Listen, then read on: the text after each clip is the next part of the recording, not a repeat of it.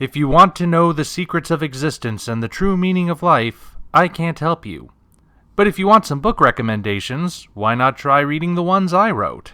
If you're a fan of giant monster mayhem and anime weirdness, why not try Operation Red Dragon: The Daikaiju Wars Part 1? If horror is more your style, you can't go wrong with The Occult Mafia.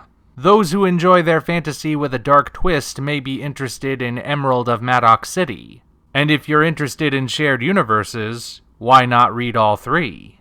Hop on down to the description for links to all 3 books on Amazon. Enjoy whichever ones you read, and enjoy the video. Hello, ladies and gentlemen. I am the Omni Viewer, and welcome to One Monstrous Moment Alpha Edition, where kaiju fans from all over the internet have come together to wax poetic about their favorite scenes from the giant monster genre. That's right, it's back. Just seemed like a good idea to do, all things considered. The first time around, I selected a scene from Terror of Mechagodzilla, in which Godzilla burst into flame as he charged at his mechanical twin. Go check that out if you want to know the details. This time around, I'm zeroing in on something that just might be the most important scene in the whole Godzilla series. Some may consider it silly, but I think it's worthy of recognition. Let us go back to 1964 and take a closer look at the first true kaiju conversation as seen in Ghidorah, the three-headed monster. It goes like this. King Ghidorah is rampaging across Japan, and the government has asked Mothra to intervene, as she did earlier in the year when Godzilla attacked. Unfortunately, since Mothra is still in her weaker larval stage, she won't be able to face the more powerful space dragon on her own. The solution to this problem is the ultimate long shot. She must get help from Godzilla and Rodan, who have recently reappeared and taken to fighting each other. Mothra interrupts their battle and begins the thankless task of persuading them to be heroes rather than villains, but the 2 reptiles are stubborn. Neither of them see any reason to help mankind, nor do they see Ghidorah as any concern of theirs. Mind you, Ghidorah is approaching them the whole time, so the danger is imminent, yet Godzilla and Rodan refuse to help the infant goddess no matter how much she implores them. Ultimately, Mothra has no choice but to leave and face the golden dragon alone. She tries and gets her caterpillar backside handed to her, an act of bravery that finally convinces Godzilla and Rodan to help her out. Now, this scene might be considered a controversial choice, as some have pointed to it as an example of how the series began descending into the realm of camp. It's not necessarily as silly as Godzilla's victory dance that would come the following year, but it does have some moments of levity in it. Oh, Godzilla, what terrible language!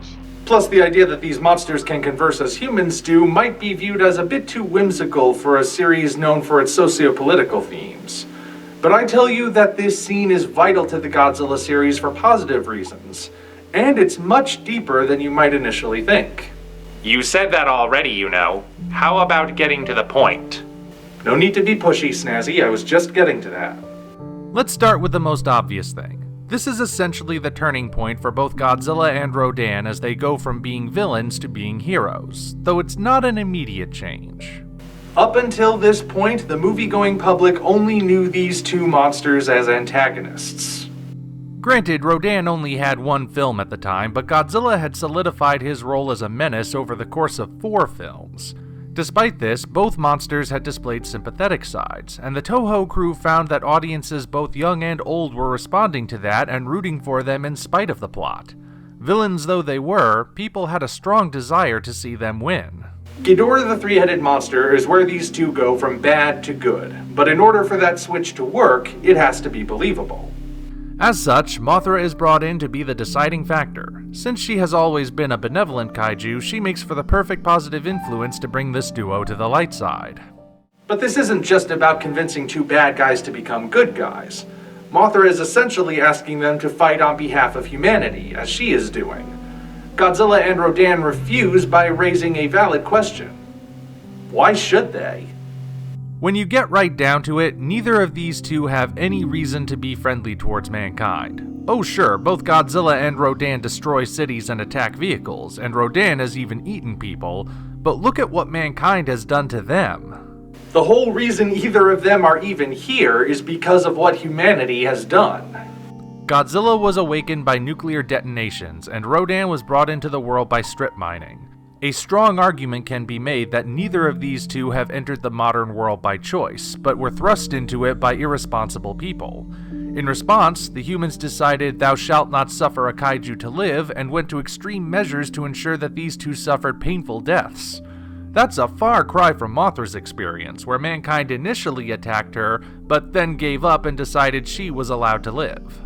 It's worth noting that Mothra doesn't really have a counter-argument. In fact, she proves to be quite terrible at convincing Godzilla and Rodan to help her. Every point she makes is either refuted or dismissed, and she eventually runs out of things to say. So does she give up at the end? Well, not exactly. Giving up is not in our Moth Goddess's nature. By this point, Ghidorah is practically on top of the group, so she goes to confront him by herself. Given that Godzilla and Rodan keep watching her the whole time, one almost gets the sense that she's making a show of it, and perhaps she is, because this is how she can finally win the argument. Talking to Godzilla and Rodan hasn't worked, so Mothra decides that actions will speak louder than words. She demonstrates that she's not going to let her physical weakness or lack of support stop her from facing an opponent who, in all likelihood, is going to kill her. Seeing her face Ghidorah and get trounced is what ultimately sways the duo to her side. But why does that work? Well, why do Godzilla and Rodan fight each other? The only given reason is that they want to fight, but why do they want to fight? I would say it's because they respect power and strength above everything else. They're both incredibly powerful in their own right, so they're fighting each other to see which of them is superior. It would seem that they're evenly matched for the most part. Rodan has some clear advantages that Godzilla doesn't, but he can't keep Godzilla down either. The fact that they so quickly take the same side when Mothra intervenes implies that they've gained a level of respect for each other, and their fight has become more of a friendly competition than a true battle for dominance. Since these two only seem to respect strength, Mothra shows them a different kind of strength. She's just a weak little worm. Well, little in comparison, but she still has the bravery and will to face a creature capable of reducing planets to cinders, and she's taking that risk on the off chance that it will convince Godzilla and Rodan to help her. That is what ultimately gets through to them, and thus sets these two, especially Godzilla, on the path to becoming proper heroes. Oh, but we're not done. There's even more to discuss. How much more? It's just one scene. One scene with many layers, and even a metatextual link to the myths of the ancient world. Mythology. Now this I've gotta hear. Then listen carefully.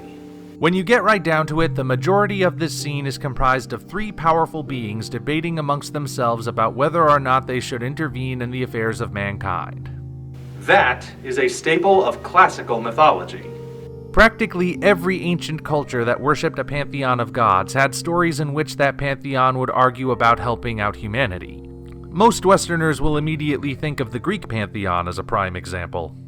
In Ghidorah, the three-headed monster, that pantheon is comprised of Godzilla, Mothra, and Rodan. These three are beings of immense power who can run roughshod over humanity if they wanted to. Mothra is the only literal deity, of course, but Godzilla and Rodan are essentially on par with her, and here we see the trio having the exact kind of conversation that the gods of old would have had. Heck, even the pettiness displayed by Godzilla and Rodan is in line with those classical myths, as many ancient gods were depicted as just as flawed as the mortals they presided over. So many people consider that aspect to be cringe-inducing, but it's completely in line with mythology. It's little wonder that as the series has continued, people have come to interpret all kaiju as somewhat divine in nature, for the parallels have always been there. Ah, but there's another layer worth discussing, one which I personally hold in very high regard. How much more could there possibly be? The very fact that this conversation exists reinforces something I always try to make clear. Kaiju are actual, proper characters. The early days of giant monster movies in the West tended to depict the monsters as just huge animals, often because that's what they were, literally in a few cases. Continuing from the old legends of knights slaying dragons, these movies usually presented their titanic terrors as big dumb brutes meant to be beaten by the heroes. Oh sure, there were exceptions, but for every King Kong, there were at least 24 like Reptilicus. Over in Japan, things were different, as they so often are. While the monsters were still big and destructive, they displayed far more personality than their Western counterparts, though at first, those personalities were played with subtlety.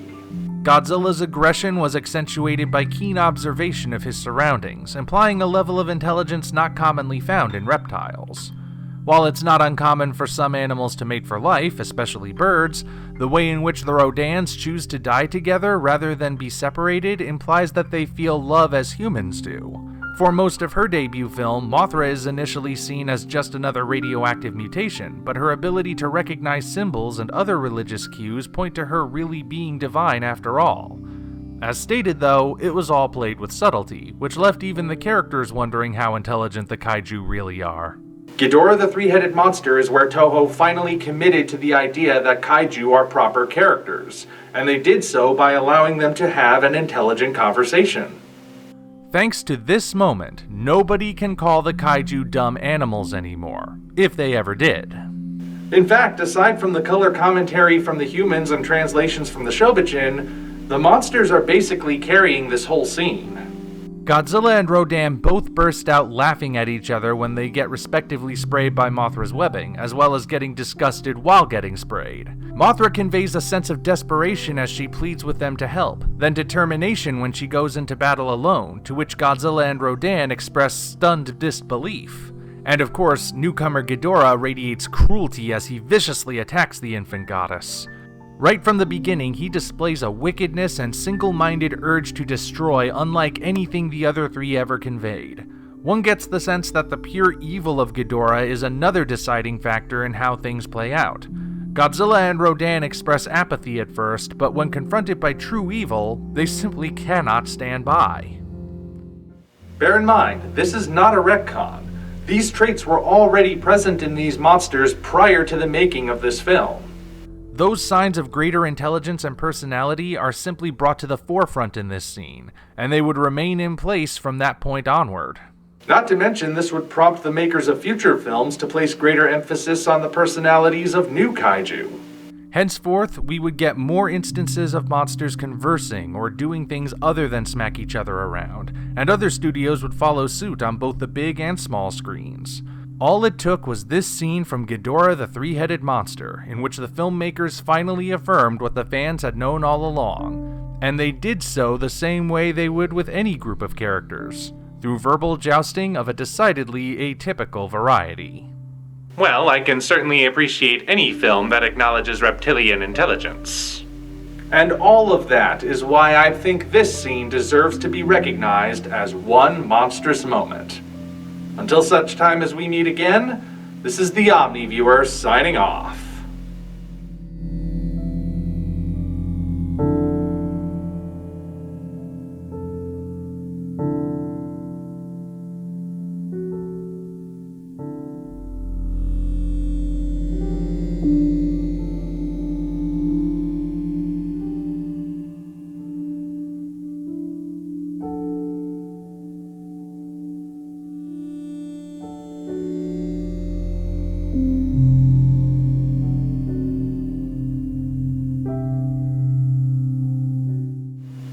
But don't forget folks, there are plenty of other videos on this playlist. Follow the links wherever they may be so you can hear other people wax poetic about their favorite giant monster scenes.